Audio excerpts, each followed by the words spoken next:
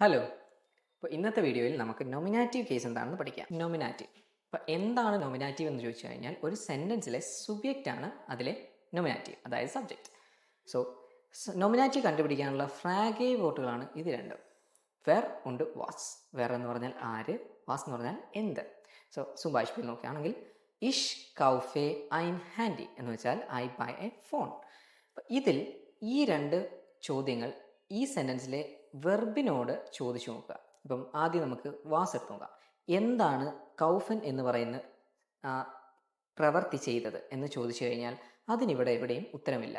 കൗഫൻ എന്ന പ്രവൃത്തി ചെയ്ത് ഇഷ് എന്ന് പറയുന്ന ഒരു വ്യക്തിയാണ്. സോ അപ്പോൾ അവിടെ വെർ എന്നുള്ള ചോദ്യത്തിൻ്റെ ഉത്തരമാണ് വന്നേക്കുന്നത്. ആരാണ് കൗഫൻ എന്ന പ്രവൃത്തി ചെയ്തിരിക്കുന്നത്? ഞാൻ, ഇഷ് ആണ്. അപ്പം വെർ എന്ന ചോദ്യത്തിന് ഉത്തരം കിട്ടി. അപ്പം ഇഷ് ആണ് അവിടുത്തെ നോമിനാറ്റീവ്. അതായത് ഇഷ് എന്ന് പറയുന്ന സബ്ജക്റ്റ് അല്ലേ, അപ്പം സബ്ജക്റ്റ് ആണ് അതിൽ നോമിനാറ്റീവ്.